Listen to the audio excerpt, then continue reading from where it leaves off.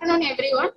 On behalf of the Department of Biochemistry, Annapurna Medical College and Hospital, we would like to welcome you all to this webinar. Now, the welcome address will be given by Professor and HOD Dr. K. Ponshuganti.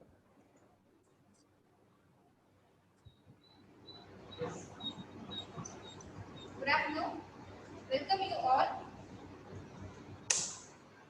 First of all, I like to thank our chairman, Satish, for his constant support and encouragement to conduct the webinar. I welcome our dean.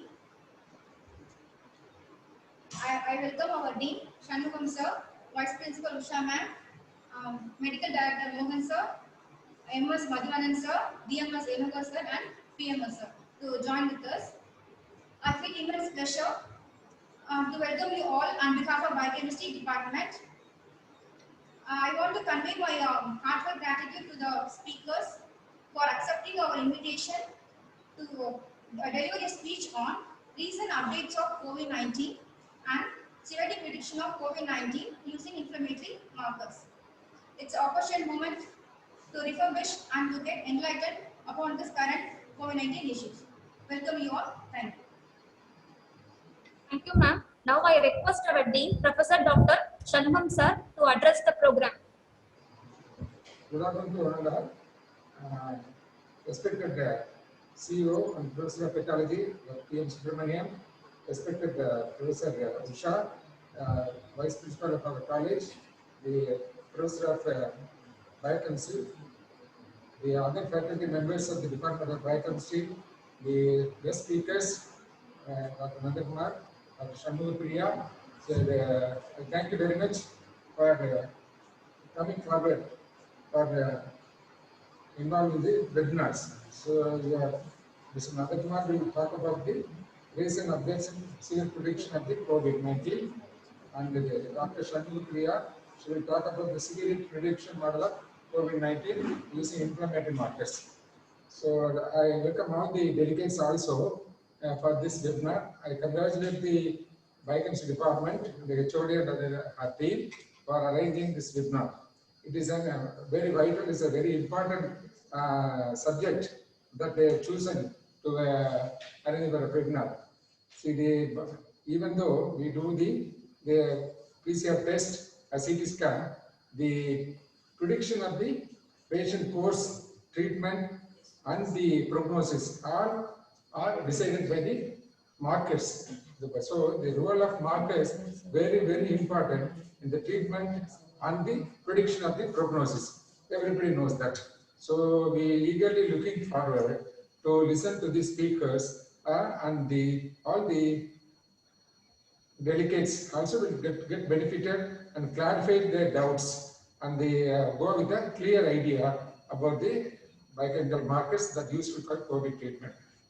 I once again congratulate the Department of Biochemistry for arranging such a very important webinar on biochemical markers in COVID. Thank you very much. Thank you, sir. Now I request our Vice Principal, Professor and HOD of the Department of Microbiology to speak to you.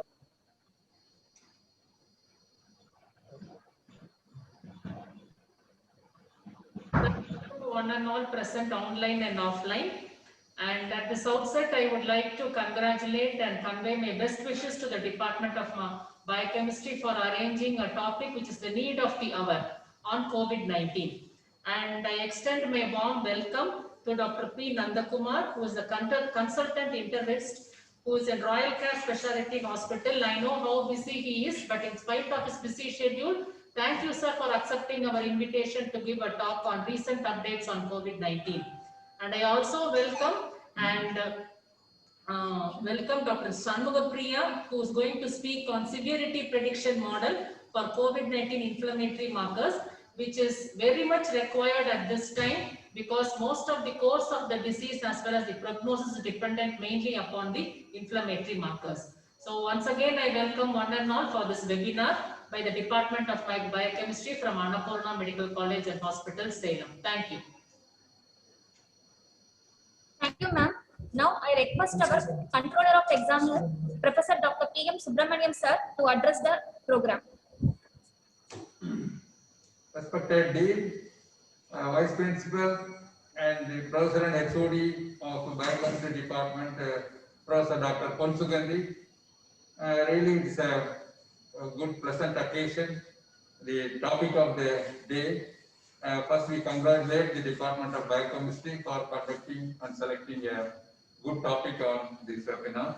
And we are really appreciate and thank the eminent speakers. One from Professor Dr. C. Shanmugapriya from the Thuthukudi Medical College, is it? Thuthukudi Medical College, who is going to talk on the markers for COVID-19 disorder, and another very busy person, eminent person from the Rayak Super Speciality Hospital, Dr. Nandakumar. Really, both of you are going to do excellent service. Lighting one candle is equivalent to thousands and thousands of candles will be lighted. So the many of our students, faculty, and many visiting persons to this webinar are listening your very important delivery on these markers and update on COVID-19 scenario. Definitely, it will be a great service and it will be purposeful.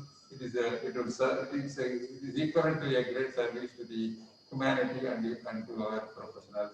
I hope it will be a very successful, useful, purposeful webinar of this today from the Department of Biochemistry. Best wishes. Thank you very much for giving an opportunity to participate also.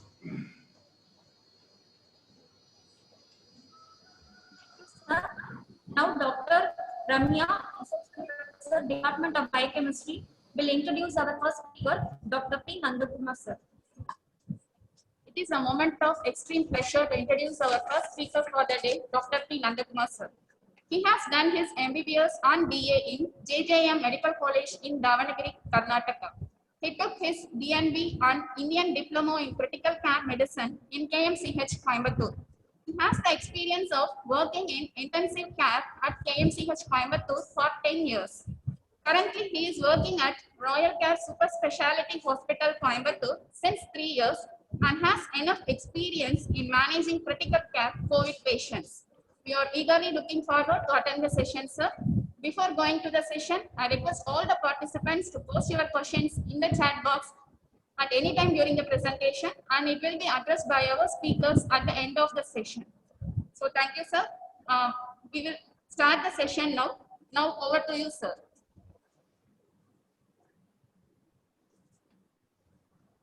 So you can share the slides now. Okay.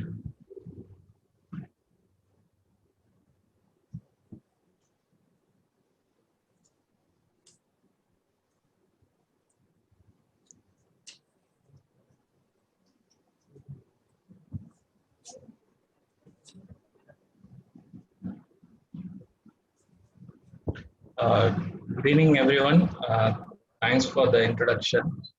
So, my main aim was to update on the present virus. I just want to tell what was the difference and what was the problems we were facing in the first pandemic, and what is the present situation, what is the present strain that is available in our environment, and what are the current guidelines for the treatment. If time permits, I will just touch upon the vaccines also. I'll just try and do it.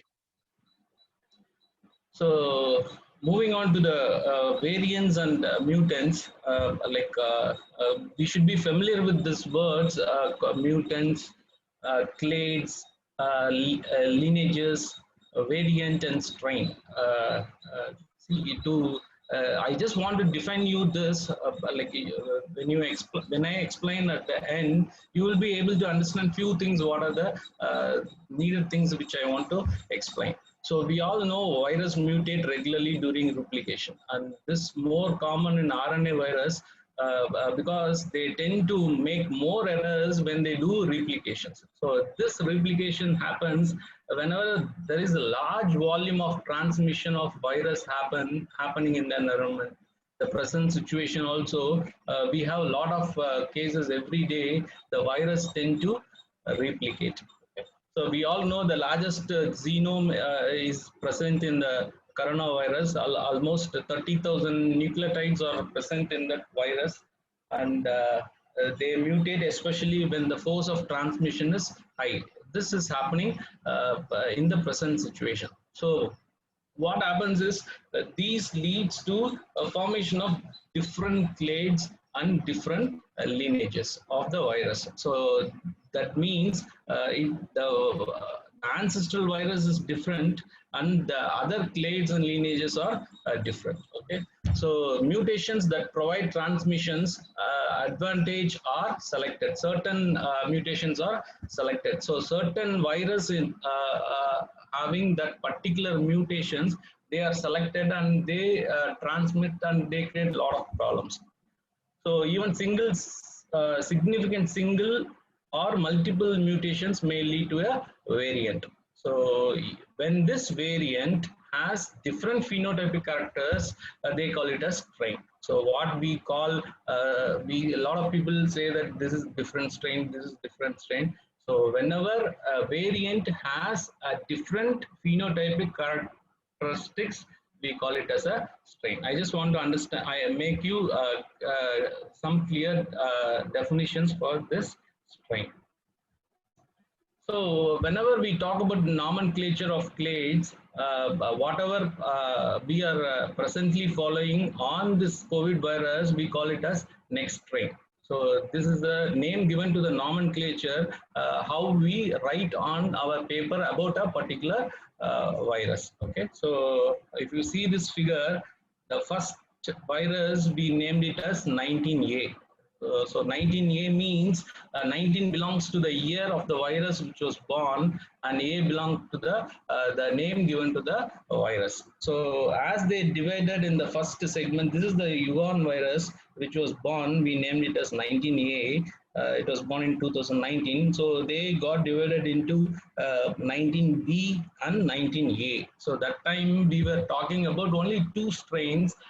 We named it as S and L strain, and now it is not that particular period of time we were talking about S strain and N strain that got gone away now.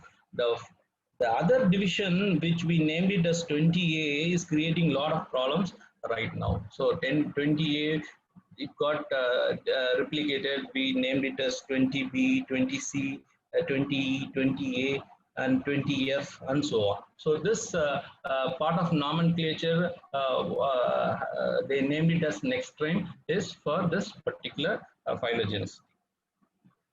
The second phylogenetic analysis of the virus, we named it as pangolin. Okay, so pangolin is the other method of classification of the virus.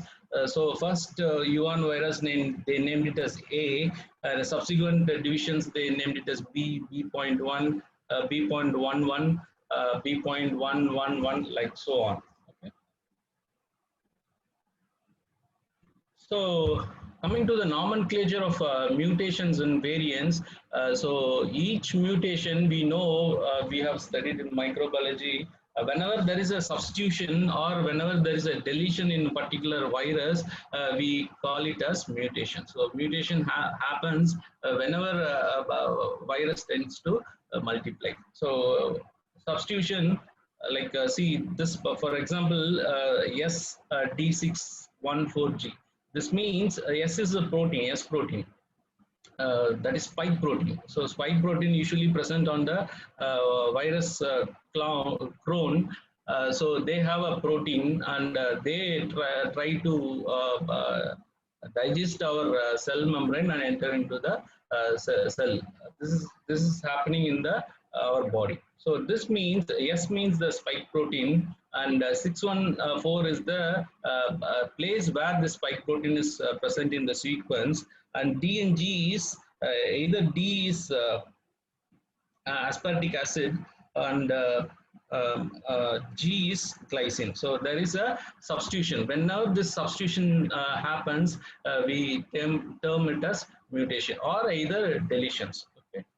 So when we call it as next strain in the variants, clades followed by main mutation. So whenever we do it in pangolin method. So they first they mentioned 201 is the clade and 501y.b1 we call it as a next strain. So they do it in the pangolin nomenclature method. Okay, so I'm not confusing. But when you understand this, it is really interesting to know what's happening in the present situation. So let us see what happened from the timeline beginning. So the day when the Wuhan virus was born, that is 19A, every time when they mutated, they identified a strain. So that is D614G variant. Okay. So this was this came from the parent Wuhan virus in February 2020. They had a single mutation in gene coding. They identified what happened actually to the spike protein, and there was a change from aspartic acid to glycine from the parent virus. So when you think of Wuhan virus, from there was a change from aspartic acid to the glycine. So this change, what it made on the virus is it made this spike protein less bulky, and it allowed to bind it to the better AC receptor, and there was an easy entry into the cell. This happened to this variant. From that time, the problems of multiplication and case transmission become enormous. Okay. The second, during 2020, we identified another variant. We call it as they call it as a Mink variant. So this happened in Denmark. Luckily, we had only 11 cases reported, and this was no more right now. After that, if you see, there was a series of technical name or nomenclature given to each virus. We were talking about UK virus, we were talking about South African virus, Brazilian virus, California virus. Right now, we call it as a double strain in our India. So all those things, during September 2020, we identified one strain. During August 2020, we identified a South African strain. During December 2020, we identified a Brazilian or Japanese strain. These strains all were found. The original name where it was born and where this was identified, they gave it as a name for that particular country. Okay, so each had, if you see, there was increase in its spread. The transmission capacity for the each virus, when they started multiplying, it was enormous, and they had created a lot of cases. So this is the global distribution of clades and variants. If you see, this 19A is the Wuhan virus. Everywhere throughout the world it was distributed, and now this you can see a lot of yellow colors, all those things. These are the present strains. So let us see what happened in the situation in India. So India, we don't have that whole genome sequencing method. So initially we had first pandemic, we didn't know what sequence of virus was present and where this was born like that.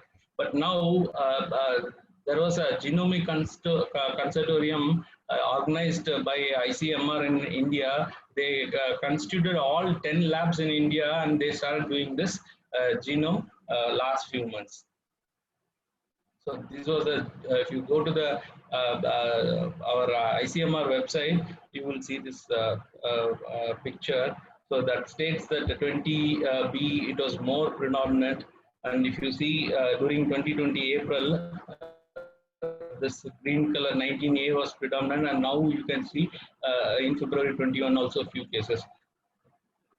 So the situation, India has sequenced only 10,000 samples. So the total number of samples which we did cases is 12 million. But only 10,000 cases we were able to do the sequence testing. So all samples, when we start doing sequencing, genetic sequencing, we will be able to identify more number of variant strains like that. Okay, so this number was just 0.1%, but UK did almost 10%. Okay, so when they saw this, when they did this sequencing, they identified UK strains in almost more in Punjab, and Brazilian strain in Maharashtra, and these are the different strains. One is you call it a South African strain, and one is Brazilian strain. So South African strain that was more reported in Maharashtra, and they had double strain in Maharashtra.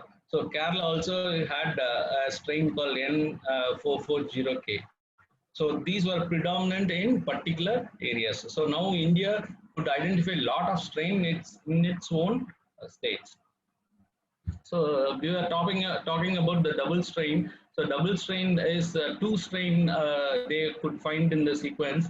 So one is termed as the California variant, which was identified in California, and the other is South African variant. So the present problem in Maharashtra, they get large number of cases only because of this strain. So this is the difference. So first pandemic and second pandemic. First pandemic, the cases it was high, but that time it was when you compare this time it is very high. These all difference are made by these strains. Even the death rate, which was very low, and it is to the peak right now.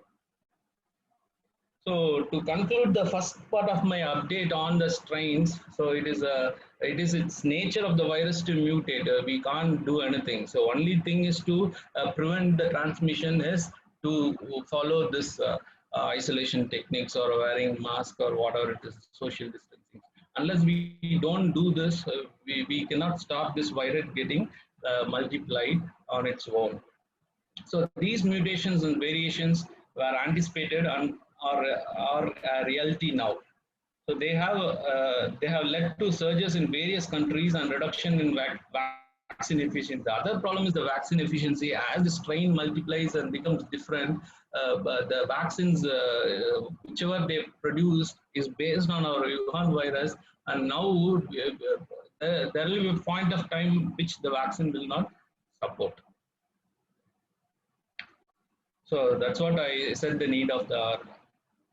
So coming to the next part of the talk, I will just, in next 15 or 20 minutes, I will tell what are the treatment options which we followed in the first peak, and what are the present recommendations, what we have evidence-based. So for example, last pandemic, we didn't have large RCTs or large studies. We didn't know what drug to give, and we were doing a lot of things. So now we have a lot of randomized trials. I will not go into the trials, but I will tell few points from the trials so that you can keep it in mind. So last peak, so they used to say whenever you don't know what is this virus about, you hit everywhere. So you hit with antiviral, you hit with antibiotics, you start steroids, you give anti-inflammatories. Whenever there is a storm, you give cytokine inhibitors, or they were trying covalent plasmas and vitamins. Okay, so this happened in the last week. So let us see what is the evidence base that we were following right now. Okay, so first I will start with the antivirals. First, HCQ. So HCQ, either we were using alone, we were using with azithromycin. We will see what is the recommendation for this right now. We were using remdesivir, we were using lopinavir and ritonavir, favipiravir and ivermectin. So we'll see what are the recommendations and guidelines that we have it in our hand for this particular COVID pandemic. So hydroxychloroquine, when this Wuhan virus day which it won there by February last year, we were taking prophylactically for everyone. So there was a period of time when we had HCQ, only India was producing that time. So that there is a first recovery trial, collaborative trial that came up in October 2020. They studied in large number of patients. They compared the death within 28 days, and they said HCQ is no more beneficial.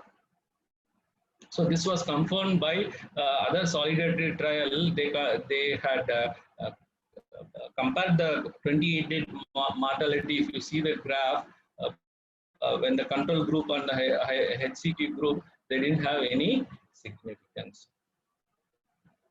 So JAMA network also did a study. They compared 14 days trial, 14 days mortality, and it didn't have beneficial. So by end of last October or November, we came to conclusion that this HCQ did not improve any clinical status. So right now there is no recommendation for HCQ as a prophylactic, as a part of treatment as well. So nobody recommends HCQ currently, okay? Because no benefit in large trial RCTs were found.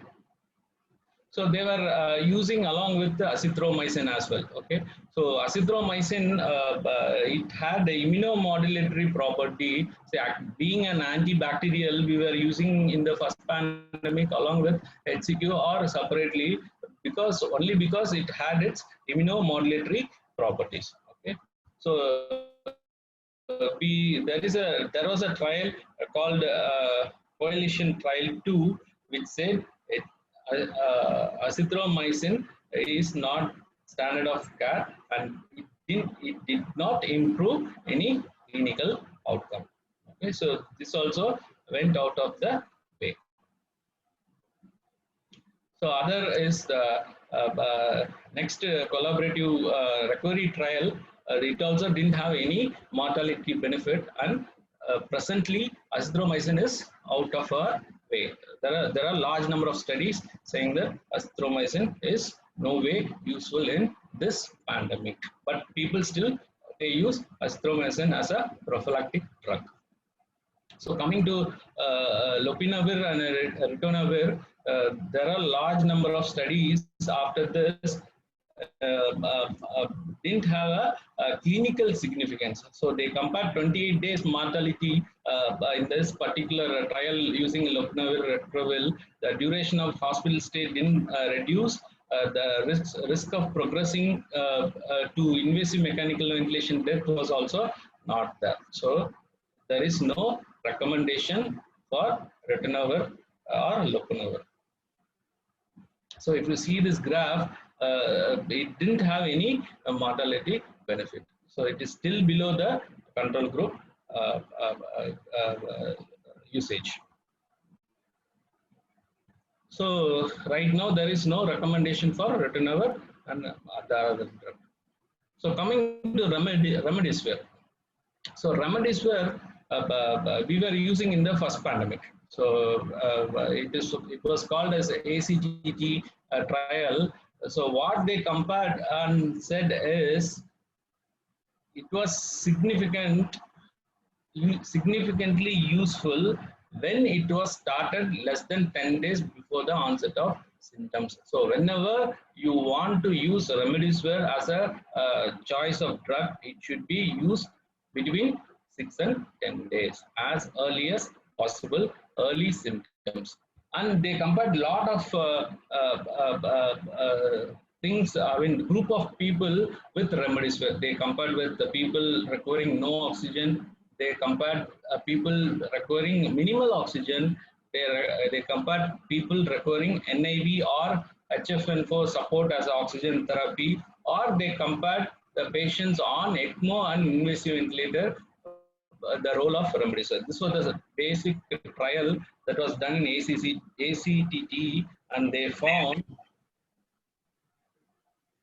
the benefit was most apparent when they used patients on only supplemental oxygen. So those patients admitted in the hospital, they don't require any oxygen therapy. We are not supposed to use remdesivir. So those patients who require minimal oxygen therapy with face mask or rebreathing mask, those are the group of patients who remdesivir is recommended. So those patients on mechanical ventilator or those patients who are on NIV support, it didn't have any mortality benefit. So only benefit which remdesivir gave in small group of people requiring oxygen therapy is they decrease the progression of disease and they decrease the length of the stay in the hospital. This was the only benefit the remdesivir gave, but it didn't have total mortality benefit even now. So this is a small graph representing that. So this is the group of patients requiring minimal oxygen therapy. If you see this graph going up, so this means that the remdesivir had some beneficial only on patients requiring oxygen. These are the patients requiring invasive mechanical ventilation. These are the patients requiring ECMO or mechanical ventilator support. So there is a clear recommendation for remdesivir only for those group of patients who require minimum oxygen therapy inside the hospital, number one, and it should be started as early as possible. These are the two things we should keep in mind when we use the drug remdesivir. So even that particular point of time during November 2020, WHO had a strong recommendation, conditional recommendation. We suggest against administering remdesivir in addition to the standard of care. So it does not reduce the mortality, it increases oxygenation, it reduces the hospital stay if given early before severe hypoxemia sets in. So this is the present recommendation for remdesivir, but this is not being followed everywhere right now. All patients are getting remdesivir, and we are running short of drug as well. So flavipur, next antiviral, it also didn't have any clinical significance in the multi-center randomized trial. So this is also out of the way. So the problem with the flavipiravir is we didn't have a large multi-central studies till now. So there is no point and there is no recommendations for flavipiravir at present. Other drug is ivermectin. So it also didn't have much of beneficial therapy in large studies. So when we see the antivirals, we had HCQ, remdesivir, lopinavir, ritonavir, flavipur, ivermectin. The present data is only for remdesivir, and it has a limited beneficially. It doesn't have any mortality benefit. So coming to immune-based antiviral therapy, there are three things which we had in the prior COVID-19 pandemic during 2019-2020. We had interferons. There is no support now, no recommendations now. We have convalescent plasma. We had large studies on convalescent plasma. Even ICMR this time they did a large study. And the other thing was monoclonal antibodies. Quickly, we'll see what are the recommendations. So this was a one large trial done by ICMR. This is called a Placid trial. Many hospitals were enrolled, almost 20-30 hospitals throughout India were enrolled, and they were using this convalescent plasma. The recommendation was no mortality benefit. So it didn't have a mortality benefit. So there is no reduction in progression to severe disease. So it didn't decrease the progression of disease. Okay. So there is other study, systemic meta-analysis, which told when we use convalescent plasma as early as possible. That means during the first 3 days of onset of symptoms, we don't go to the hospital that time. Even before our antibodies are produced by the virus in our body, before that we have to give this convalescent plasma. So this also slowly went off. It is called poor man's monoclonal antibodies. Let us see what are the rich man's monoclonal antibodies. These are used only in high-risk candidates. It has to be given parentally in the OPD basis. OPD basis before the antibodies form. That means the first 3-4 days of the illness, and it will not help or may harm once hospitalized or hypoxemic. So these are the drugs. That is casirivimab. Indirivimab. This indirivimab was given to President Trump, I believe.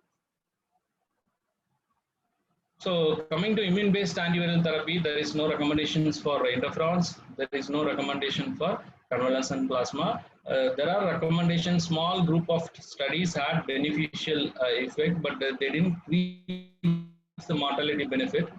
These monoclonal antibodies. The problem with this monoclonal antibodies is it has to be given even before our antibodies are formed. So coming to immunomodulators, we have corticosteroids, we had tocilizumab, we had sarilumab, we have paracetamol and polichin. So we'll quickly see what is the recommendations. I will go little fast as well. So these are the recommendations for dexamethasone. This was the first study. This was published around July 2020. It is called the Recovery Collaborative Group. They compared dexamethasone. They compared actually the duration of days which they started is between 8 and 9 days. What they concluded is dexamethasone resulted in lower 28-day mortality. So it has some beneficial even in the first study itself.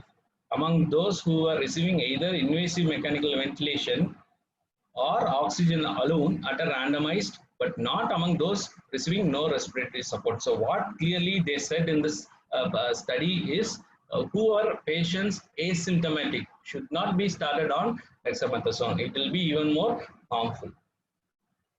So these are a few graphs. I'm not going in detail in these graphs. So the next drug they used was methylprednisolone. The short course of methylprednisolone in the hospital patients with COVID-19 did not reduce the mortality in overall population. Only dexamethasone had that. And that particular point of time, WHO also gave its recommendations. Even now we follow these recommendations.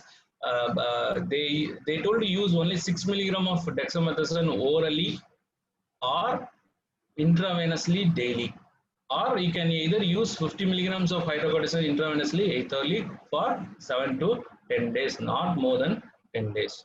Okay.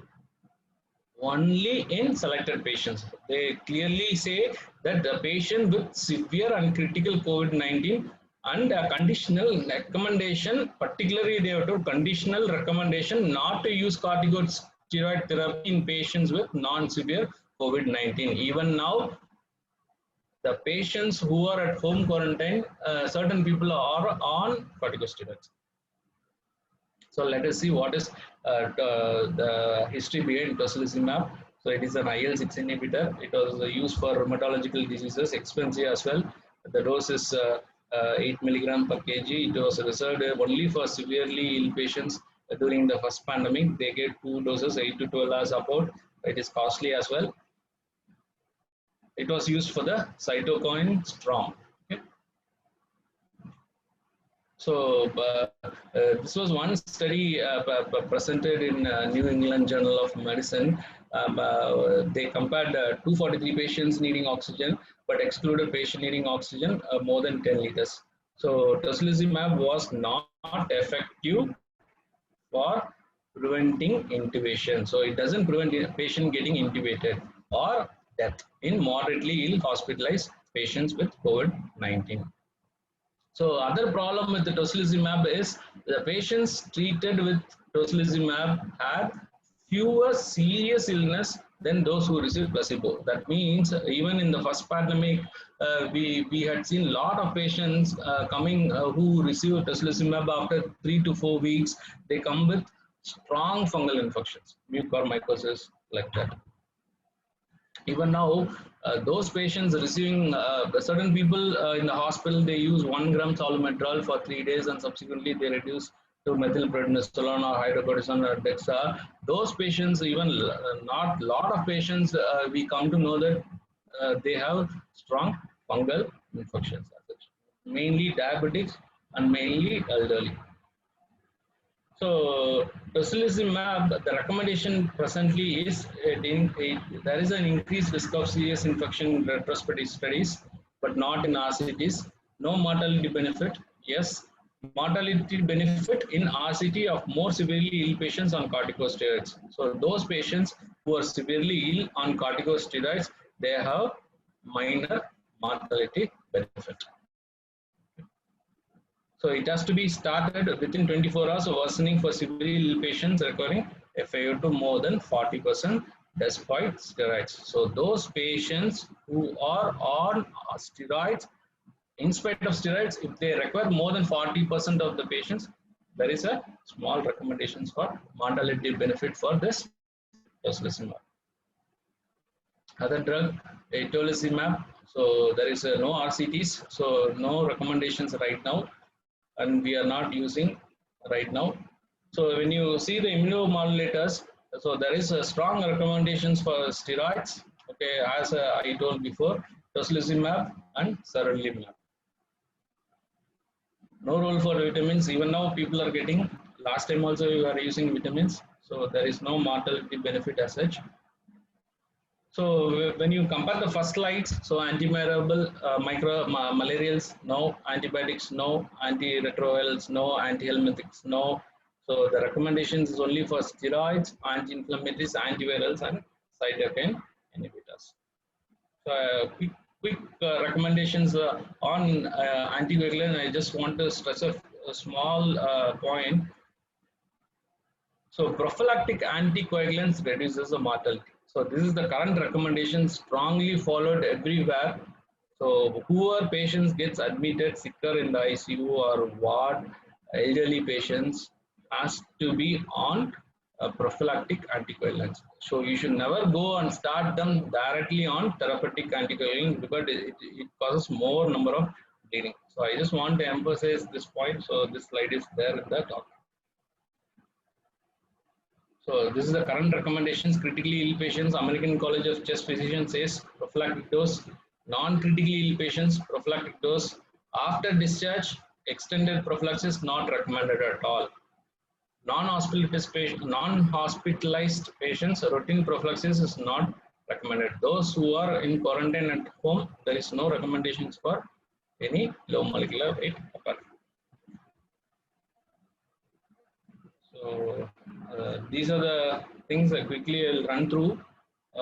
So those patients, sicker patients admitting to COVID ICU, so they will have echocardiogram, NT-proBNP to see whether there is a pulmonary embolism with the patient.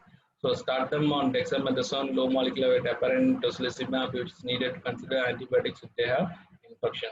Those who are admitted in the ward, you do all tests.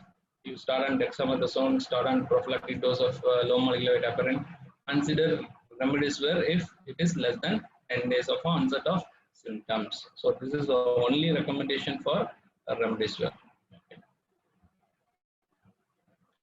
So to conclude my second part of the talk, dexamethasone clearly reduces mortality. Large number of trials are there, large RCTs are there. So every patient will be on dexamethasone as needed and as in recommendations. Prophylactic anticoagulation is a must for all patients.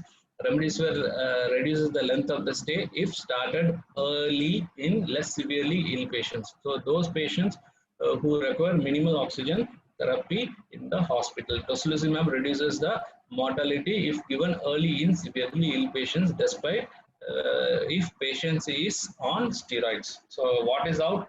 Ivermectin, hydroxychloroquine, flavipir, azithromycin, lopinavir, convalescent plasma, therapeutic anticoagulation, chemoplex, everything is out.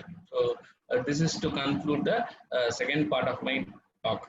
So quickly, these are the different ways vaccine is produced, either from the viral vector, they produce a vaccine, or they take the RNA nucleic acid and form a virus, or whole virus is inoculated and they get the vaccine out of it. So if you see the current vaccines, Moderna, it is from the messenger RNA, 94% efficacy, and Biotech and Pfizer, it is 95% efficacy. Okay, both the problems with this vaccine is the storage. Storage has to be less than 70 or less than 20. So we are giving 2 doses, 4 weeks apart, 2 doses, 3 weeks apart. Both are in US. Okay, coming to Indian vaccines, Zydus, it is ongoing process. AstraZeneca, Oxford vaccine, we are using 70% efficacy. It can be kept in 4 degrees centigrade. The recommendation is 4 to 12 weeks. And I'm not going in much detail. I just wanted to tell one important point. Yes, here. Vaccines against variants. So Covishield and Covaxin both are available in India. Covishield maintains high efficacy against the British variant, but protection against the South African variant is little lower, around 25%. So still we have a South African variant in Maharashtra and many parts of our country as well. So most of the people, if you see those who receive 2 doses of vaccine, even now they get a positivity with minimal symptoms. So Covaxin is effective against UK variant and Brazilian variant. So what is the reason for COVID-19 second wave? So a lot of reasons are there. So if you compare the first wave and second wave, first wave, if a person inside the family gets affected, not all people are affected the next day or next week. But now this particular variance causes the infectivity of transmission is more, and all people are getting affected even in the next 2 days. That is one difference. Second difference is children were less affected, younger people were less affected in the last pandemic, and now children are more affected, and younger age groups are more affected. Even deaths are reported more. Third thing,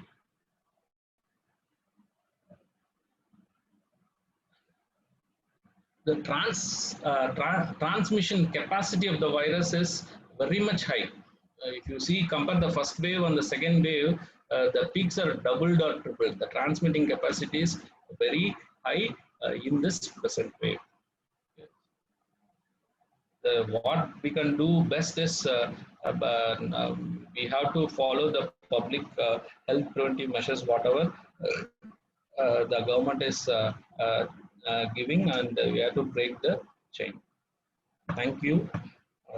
I hope I didn't bore everyone, but I thought it is very important because these talks are all in ICMR websites. So for a long period of time, I had listened to few talks. I thought this is very important. That's why I brought it into this webinar.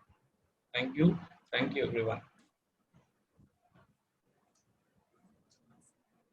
Thank you, sir, for enlightening our knowledge on the COVID-19 variants and different treatment modalities.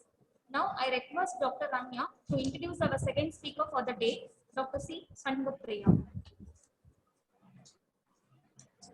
I am profoundly delighted to introduce our next speaker for the day, Dr. C. Shanmugapriya. She is currently working as Professor and Head of the Department of Biochemistry, Government Thuthukudi Medical College and Hospital, Thuthukudi. She is attached to SPEED for the past 14 years. She is known for her conceptual teaching. She has co-authorized the book, A Guide for Preparation of All India NEET Exam Volume 1, 2016-17. She has released an app on biochemistry, Basics to Clinics, covering every topic in biochemistry for the benefit of medical, undergraduate and postgraduate students. She is also the Chief Advisor, Product and Research and Development of Priya Medical Technologies Private Limited. She has been instrumental in products validation and in new product development, including a point-of-care testing device for multi-drug resistant tuberculosis based on nanotechnology. She is representing India in the International Federation of Clinical Chemistry Task Force for Young Scientists for 3 consecutive terms. She has received the Young Scientist Award twice, in the year 2010 for the work on type 2 diabetes and in the year 2008 for the work on coronary atherosclerosis. Her work on type 2 diabetes was chosen as a best scientific paper in National Diabetology Conference in the year 2010 at Chennai. She received the best oral paper presentation at Asia Pacific Federation of Clinical Biochemists 2013 held at Bali. Now, without further ado, we will move on to the session. It's over to you, ma'am.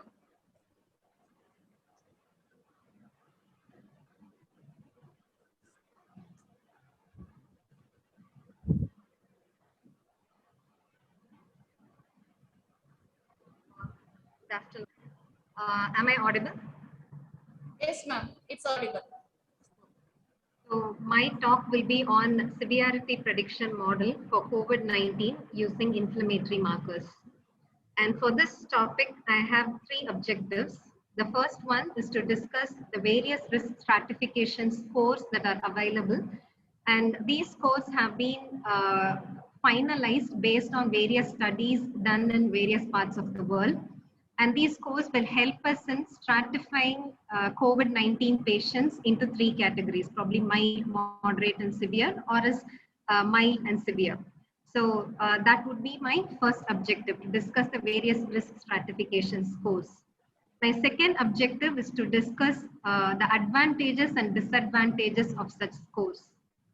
And I would like to end this session by discussing various observations and inferences which we have obtained based on our personal experiences at Thoothukudi Medical College Hospital. So these are the three objectives of the session. To begin with, risk stratification scores advantages. What do you think are the applications of these scores? We know that we are amidst a pandemic, and now we know the number of cases is skyrocketing. And in this case, it is obvious that if we have tangible numbers which can help us in stratifying COVID-19 patients into various categories, it is going to be of use in two ways for us. One is it helps us in management, and number two is it will help us in resource allocation, because we should know whom to be admitted, who has to be home quarantined. So for such reasons, if we have risk stratification scores, it will be of great use. That is application of these scores. And based on this application, many studies have been conducted all over the world, and around 15 risk stratification scores are available currently.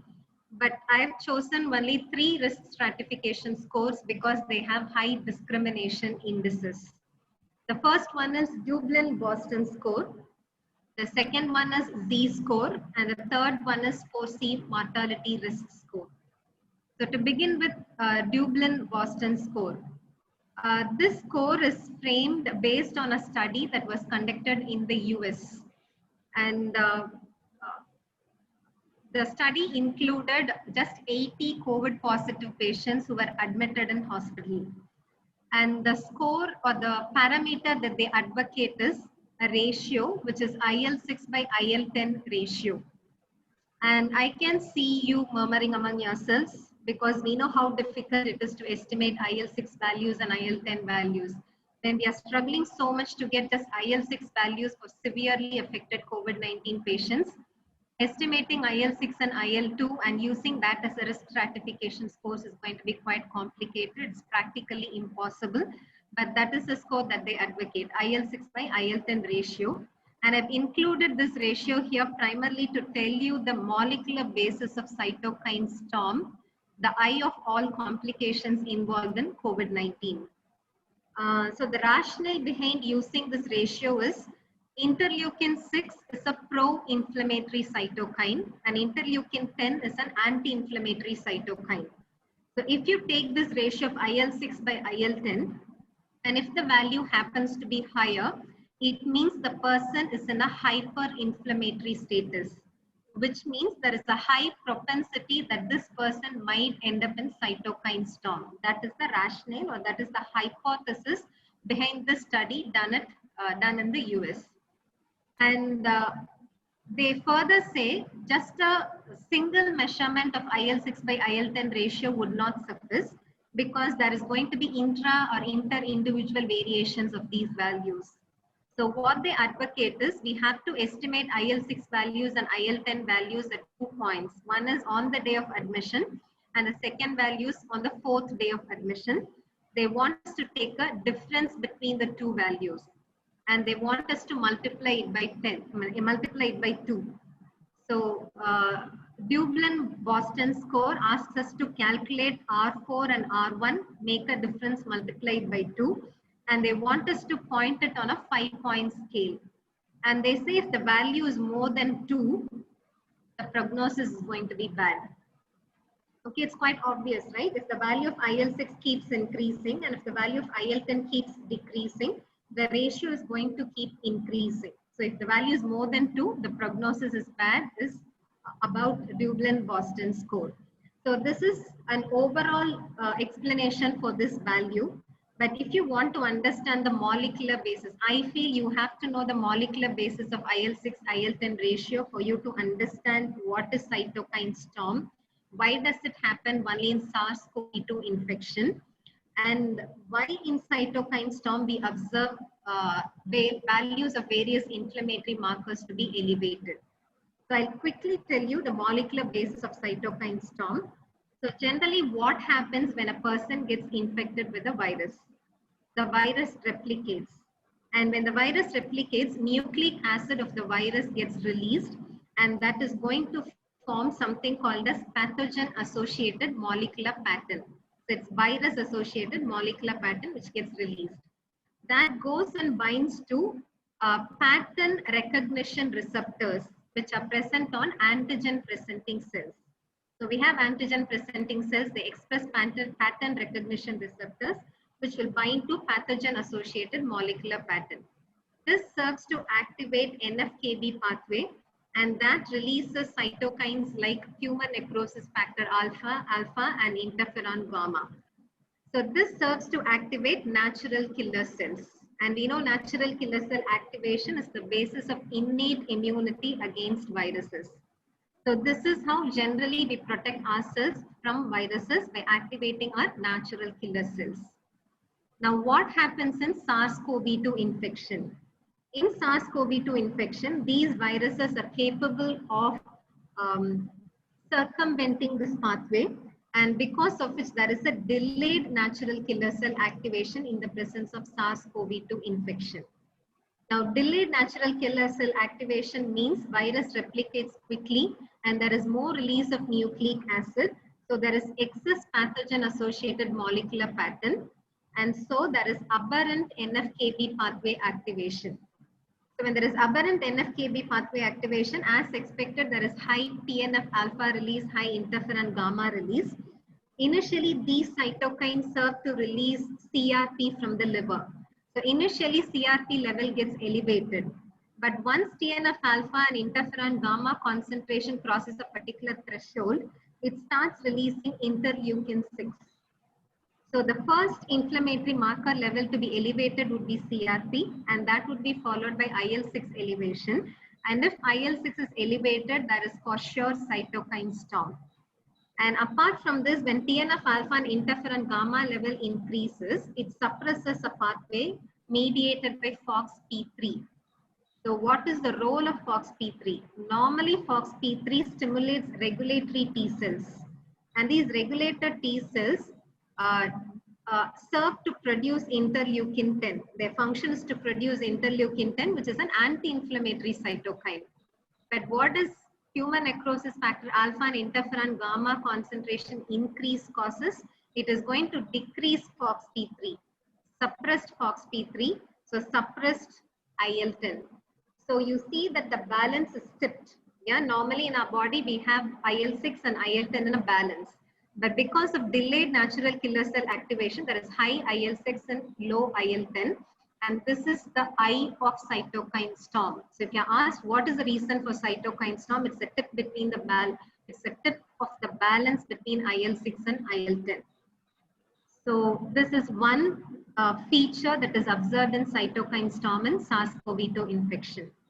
Now what happens as a result of this? There is a cascade of events that happen as a result of this. The first one is, as I said, CRP level will be elevated. Obviously, right? Because we know CRP is an inflammatory mediator that is released from liver in response to cytokines that are released from antigen presenting cells. And when there is increased cytokine release from antigen presenting cells, CRP levels will be elevated. So as I told you, as I have been repeatedly telling you, sensitive marker for inflammation and cytokine storm would be CRP, followed by IL-6 elevation. But in any infection or any inflammation, CRP level is going to be elevated, which means just because CRP level is higher than the normal upper range of 6 milligram per liter, You don't have to panic. The recommendation is if it's more than 5 times upper normal limit, only then it means that it has crossed the threshold, which means cytokine storm is probable. So your treatment with steroids should be initiated once CRP level is more than 5 times upper normal limit is the recommendation. And when cytokine storm sets in, there is edema and necrosis of both alveolar epithelial cells and endothelial cells. And following necrosis of these cells, tissue factor is released. And tissue factor release, stimulates extrinsic pathway, and that causes clotting, and fibrin degradation product, that is D-dimer level, will be elevated. That is the reason for D-dimer elevation happening in cytokine storm of SARS-CoV-2 infection. Now, not only D-dimer elevation, you also observe ferritin elevation. About ferritin, we know it is an universal intracellular ion storage protein. And we know it's an inflammatory marker. And if you ask me why is ferritin, or why has ferritin evolved to be an inflammatory marker, it is because it's an escape phenomenon. Yeah, it's a defense mechanism for our body. Our body knows if there is high ferritin, ferritin can have iron within itself, so that iron is not available for pathogens. That is why ferritin acts as an inflammatory marker. So any reason if there is inflammation, ferritin level gets elevated. So in cytokine storm, ferritin level is high. And apart from all these, we also know LDH level gets elevated, because we know LDH is an enzyme which is present universally in all living cells. So whenever cell gets damaged because of cytokine storm, LDH level will be elevated. So this is the reason behind all these inflammatory marker levels getting elevated in cytokine storm caused by SARS-CoV-2 infection. Now, having understood this, let's get back to what we have been discussing. It is about the score, Dublin-Boston score. As I told you, it is IL-6, IL-10 ratio. Taken at 2 points, you take a difference multiplied by 2. If the value is more than 2, they say it's a signal for worse prognosis. So I think, or I feel, I don't have to tell you the disadvantages of this score, because I've already told you, and it's also obvious. It's going to be a costly affair. Yeah, estimating IL-6, estimating IL-10. It's not just costly, even availability is a big question. We know in almost all centers, IL-6 estimation by itself is a big question mark. So availability of IL-10 is the next difficulty. And the third disadvantage is, as I said, it was done in a limited sample size of just 80 COVID positive patients. And when they try to replicate it, yeah, generally whenever they try to give a score, they do it in 2 cohorts. The first one would be a discriminative cohort, and the next one would be a validation cohort. So the high discrimination score was observed only in the first cohort, but it could not be replicated in validation cohort. So these are the disadvantages of Boston score. Now, what is the next score? When I say the disadvantages of Boston score is that it's costlier, it is practically impossible, then the next score would be on the other end of the spectrum, which is going to involve markers which are easily available. So this is Z-score. And Z-score involves 4 parameters. The first one is a simple one, age. The second one is lymphocyte count, which is easily available. And the third one is LDH value, which is again available in most centers.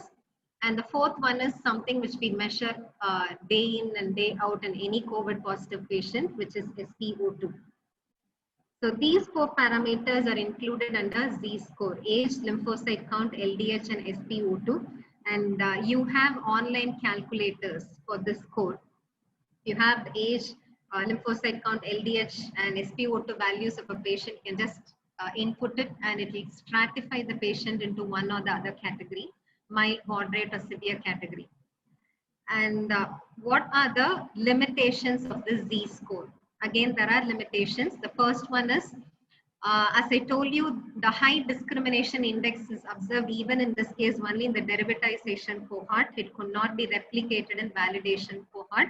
My explanation or my assumption for a reason behind this is can't you see that these parameters are not wholesome? Yeah, these parameters do not include clinical evaluation of a patient, right? It does not include comorbidities. We know comorbidity is one major risk factor for SARS-CoV-2 becoming worse. So there are many, the parameters included in Z-score is not wholesome. So the discrimination score that was observed in the initial cohort could not be replicated further. And developed countries do not estimate LDH. That is another limitation of this score.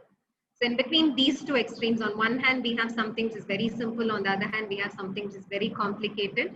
And in between the two, we have another score, which is 4C mortality score. And this is widely accepted. I won't say it's widely used, it's widely accepted.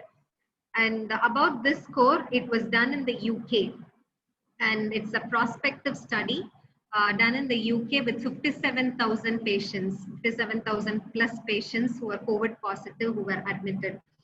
And they included, this was done mainly to find out if there can be an assessment or a prediction of mortality in COVID-19. And they included 8 variables for this. And these 8 variables are wholesome, starting from demographic variables, including age, sex. They also have a provision to include comorbidity details. Clinical information can be added, like respiratory rate, SpO2, and even consciousness, level of consciousness is included here. And it also includes biochemical values. Biochemical values included in this score are urea values and LDH. So this is about the 4C mortality score. And I would like to tell you the individual variables of the score. As I said, it includes age, sex, comorbidities, and clinical parameters, including respiratory rate, SpO2, level of consciousness is assessed, and urea and CRP. So these are the 8 variables that are included in the 4C mortality score. And about inputting values for these, age is, as we know, older age more susceptible for worsening of the disease. So if the age is less than 49 years, a score of 0 is given. 50 and above, for every decade, you have to add a score of 1. This is about age. And about sex, we know female is, being a female for once is a protective factor. So if it's a female, a score of 0 is assigned, and male, a score of 1 is assigned. Comorbidities, no comorbidity, a score of 0. If there is one comorbidity, score of 1. 2 or more comorbidities, score would be 2. And then after comorbidities, it is clinical assessment. As I said, respiratory rate, less than 20, score would be 0. And 20 to 29, score would be 1. 30 to 39, score would be 2. This is about respiratory rate. After this SpO2, it is 92%, which is the cutoff. So if it is more than 92%, a score of 0, less than 92%, score of 2 is assigned. And level of consciousness, Glasgow Coma Scale, more than 15, score of more than 15 would be assigned a value of 0, less than 15, 2. And urea value, less than 42, score would be 0, 42, 84, it would be 1, and more than 84, it would be 2. It would be 3. And then CRP, as I said, though the normal, upper normal range is 6 milligram per liter, in any inflammation value is going to be more than 6, but the cutoff that is assigned here is 50. So less than 50, a score of 0, 50 to 99, score of 1, 100 and above, it is a score of 2. So after assigning all these values, they add it. So 8 variables, you assign values and they add it. So the final value would be anywhere between 0 and 21. And I'll give you an example. If the score is 20, if the score is 20, predicted mortality probability is 82.9%.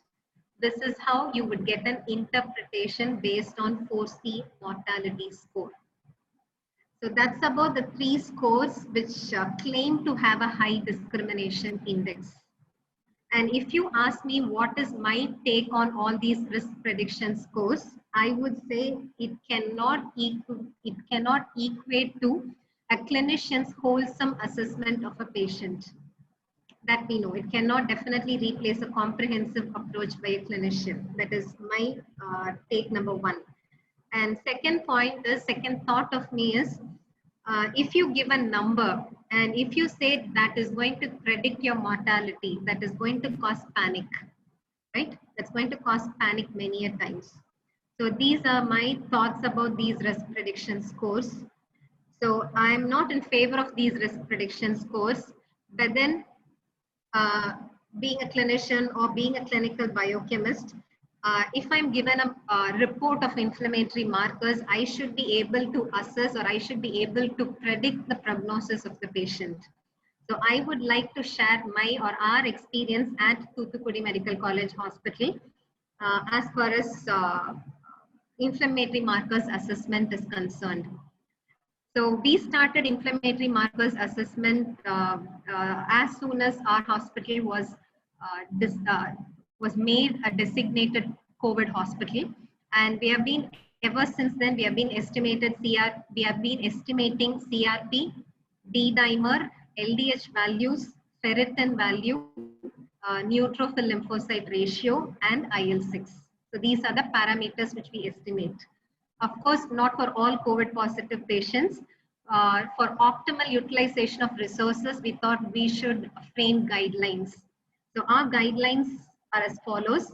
First, if the patient or if the person has no comorbidities and if the person is asymptomatic, the person will be excluded even if he or she is COVID positive. No comorbidities, asymptomatic will be excluded.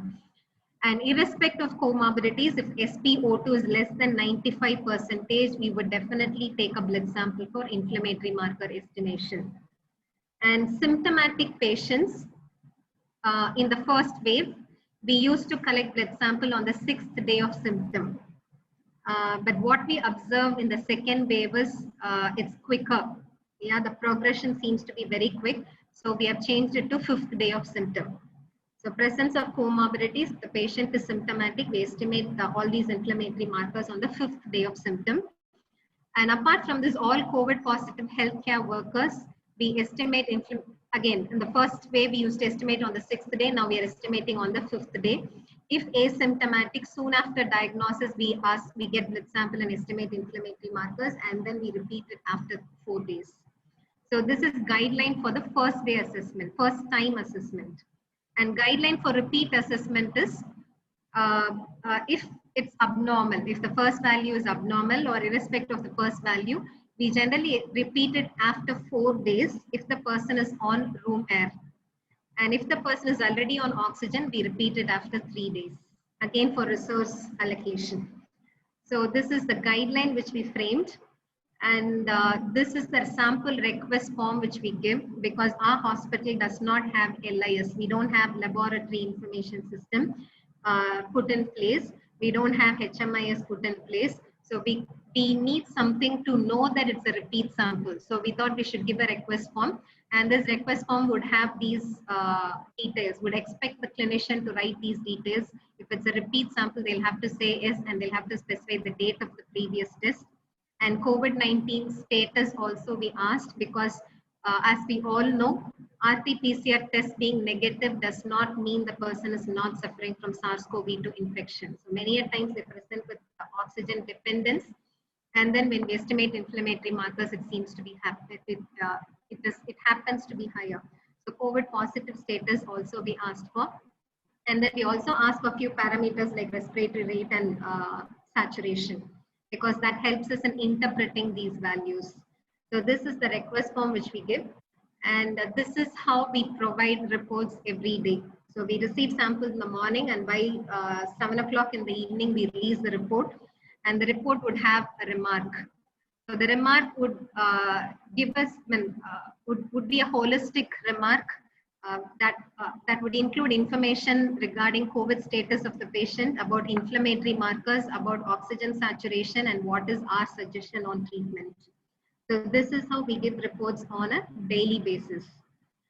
And basic statistics as on yesterday is total number of cumulative admissions at Thoothukudi Medical College Hospital is 5,174. And total number of deaths till yesterday is 88. And we have estimated inflammatory markers in 3,340 patients. And out of this, abnormal values have been observed in 2,676 samples. So why am I giving you all these values? Because based on these values, we have few inferences. So abnormal report statistics is 78% of reports showed an elevation of CRP, and 51.24% of reports showed an elevation of interleukin-6. So this by itself tells you that the first marker to be elevated is CRP. CRP is a sensitive marker than interleukin-6. So we can't be waiting for interleukin-6 elevation to decide on management. So in that case, what is the advantage of estimating interleukin-6, which is a costlier test?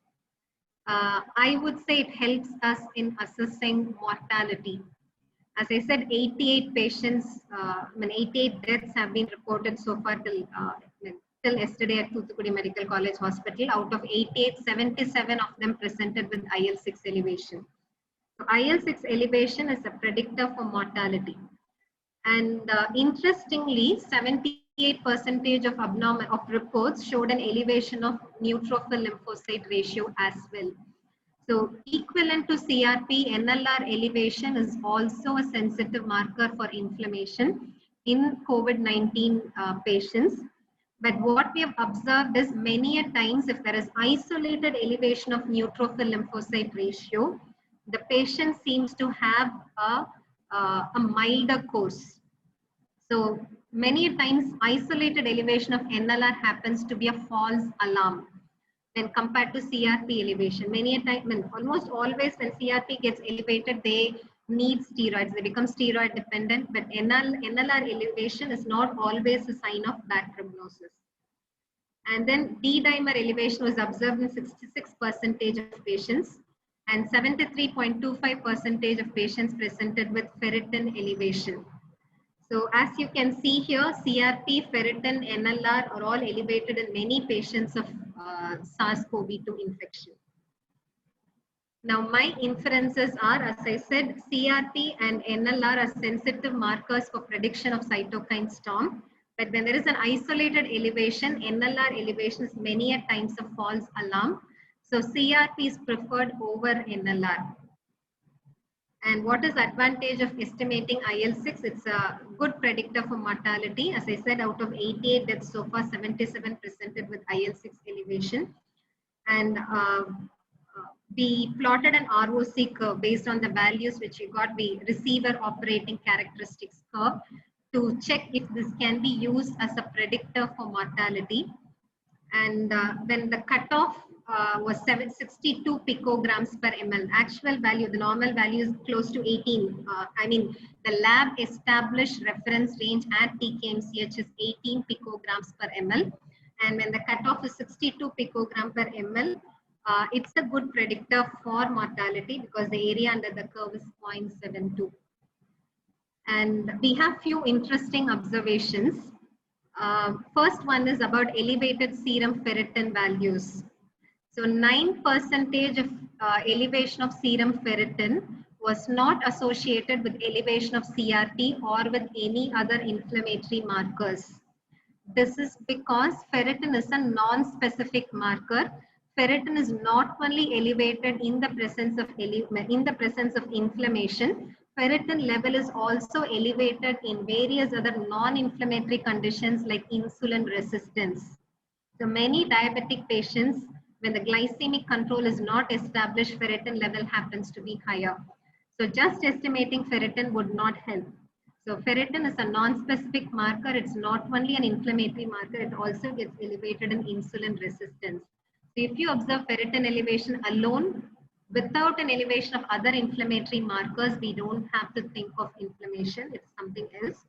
But if it's associated with any other marker elevation, say elevation ferritin along with elevation of CRP, or elevation of ferritin along with elevation of NLR, neutrophil lymphocyte ratio, then it could be a sign of inflammation. So I've shown this report to exemplify what I've told you just now. In sample number 3, you see that there is an elevation of ferritin and that is accompanied by an elevation of NLR. In that case, it is a sign of inflammation. But if there is only an elevation of ferritin, we don't have to think of inflammation. Now, second observation is again about ferritin. Ferritin levels do not decline immediately following good clinical response to treatment. Many a times a previously oxygen dependent patient becomes oxygen independent, and you see that the person has no complaints, recovering so well. But we find ferritin level to not immediately decrease. Sometimes we even observe a paradoxical increase in ferritin following response.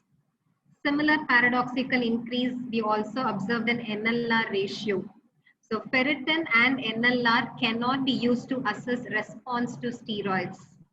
To assess, for example, you're treating a patient with steroid, you're estimating all inflammatory markers, you see ferritin level to be elevated, NLR level to be elevated, doesn't mean you have to increase the dose of steroid. Yeah, many times there is a paradoxical increase. So that is observed in this report. In the first sample, ferritin, you see that it's a repeat analysis. So this was estimated on November 12th. So this is a repeat analysis, and on repeat analysis, you see that IL-6 values have all declined. Following IL-6 decline, CRP has also declined, but you see that there is a paradoxical increase in ferritin values. And the SpO2 of the patient is 99%. So clinical response and ferritin do not go parallelly. And have look at this. This is for NLR paradoxical increase. So this is again a repeat analysis. You see that D-dimer value has declined, and the person is the SpO2 is 97% in room air. The person is asymptomatic, but you see that there is a paradoxical increase in NLR. So this you can anticipate. Now my third interesting observation is D-dimer elevation. So even after all other inflammatory markers decline, in many patients, D-dimer level remains to be high. It's elevated for very long time, because many healthcare workers, when they find that the D-dimer value does not come to the baseline even after discharge, they keep estimating. They ask for repeat analysis. And even till 45 days, we have observed D-dimer level to be elevated. So I feel prolonged anticoagulation is necessary in SARS-CoV-2 infection because of this. So have a look at this. All the other parameters, even IL-6 value has declined and D-dimer level is high. And this we have observed on repeated analysis. So summary of my presentation is there are around 15 COVID-19 severity predictive scores, out of which only 3 scores have been proven to have high discrimination index. Those 3 are Dublin Boston score, Z-score, and 4C mortality score. But these scores cannot equate a clinician's holistic approach. And based on our experiences, I feel interleukin-6 is a good predictor for mortality. CRP is the most sensitive predictor with least number of false alarms. Ferritin and NLR levels sometimes paradoxical increase even after good clinical response. D-dimer elevation is prolonged even till 8 weeks following complete clinical recovery, and prolonged anticoagulation is preferred. Thank you.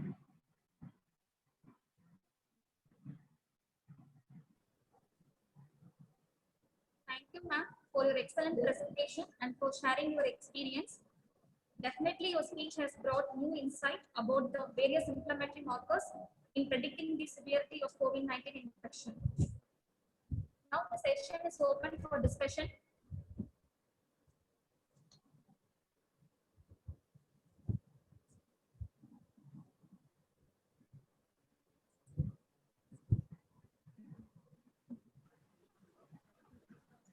So there are few questions in the chat box, sir. I will read out the question, sir. A person is tested positive for COVID and show some improvement like reduced fever and headache. But 5 days later, another family member in the house is tested positive. Is there any possibilities for the recovering person to get infected again? So how to protect ourselves if everyone in the house is tested positive? See, when everyone in the house gets tested positive, we have to be isolated first inside the house itself, number one. Number two, we need not get panic. We need not get panic. Number three is we have to watch for the symptoms. You can check the check for the repetitive fever surging up, or you developed any breathing difficulty, your saturation is going down, your body pain is still persisting. So you can watch, these are the symptoms. If needed, with recommendation, you can go to the hospital for further checkup.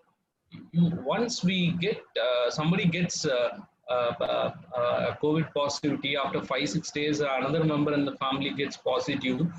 By the time third day, fourth day, you start developing antibodies. So you need not worry about getting a COVID infection that point of time. You can get COVID infections maybe 3 months later, or 4 months, 5 months, when your antibody titers goes down.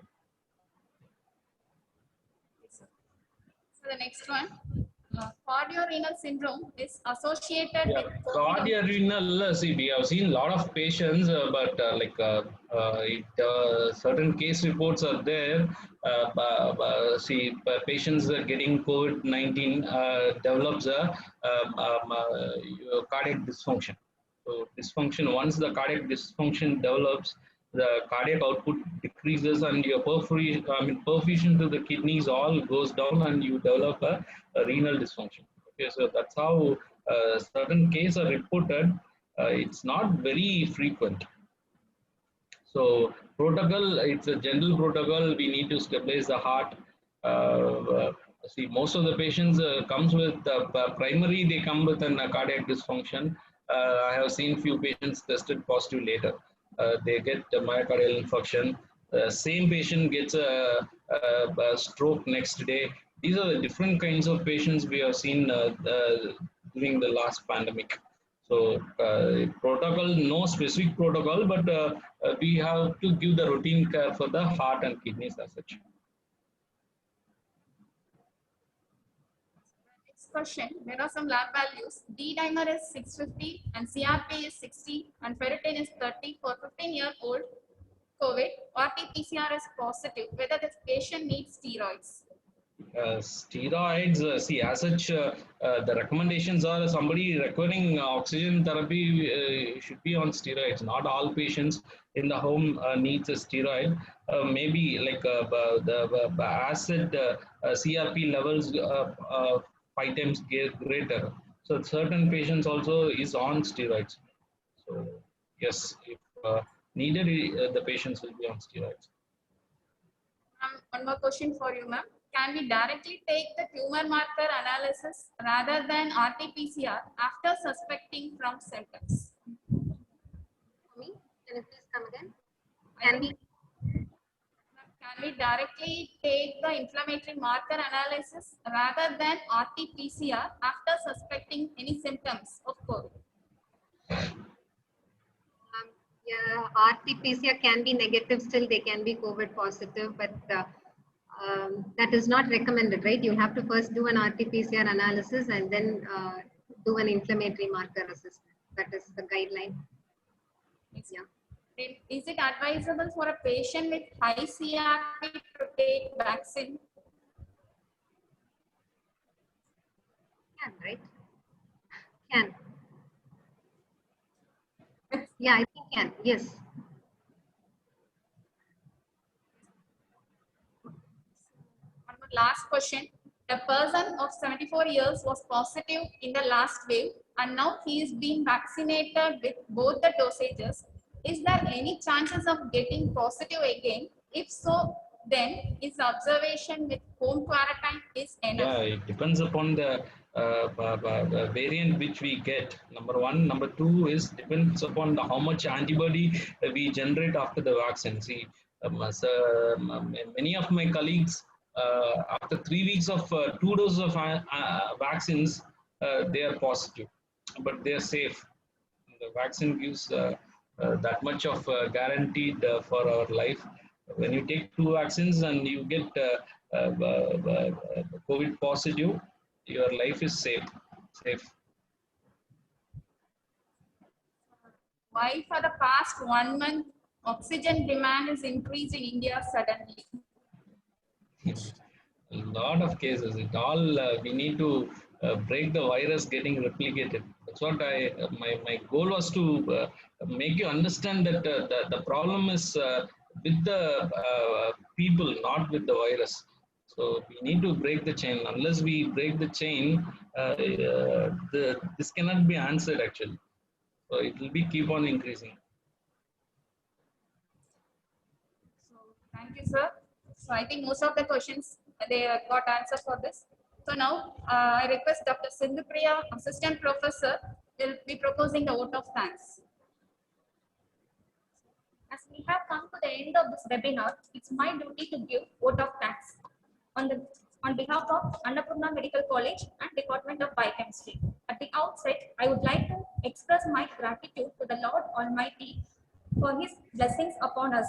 First and foremost, I would like to express my sincere thanks to our Honorable Chairman, Till Sadish Kumar Sir, for encouraging us to conduct this wonderful session today. I extend my sincere thanks to our team, Professor Dr. Shanmugam Sir and my Vice Principal, Professor Dr. Usha Ma'am, for their continuous support and guidance. My special thanks to our speakers, Dr. P. Nandakumar Sir and Dr. C. Shanmugapriya Ma'am, for their exemplary and informative speech. I would also like to thank our Medical Director, Professor Dr. Mohan Sir, Medical Superintendent, Professor Dr. Madhivanan Sir, Deputy Medical Superintendent, Professor Dr. Prasana Babu Sir and Ilango Sir, and our Controller of Examiner, Dr. P.M. Subramaniam Sir. I would like to acknowledge my thanks to our technical team headed by Mr. P. Rajendran and IT department for helping us in arranging and smooth conductance of this webinar. My sincere thanks to all the participants, without whom this program wouldn't have been a success. Thank you all. Thank you.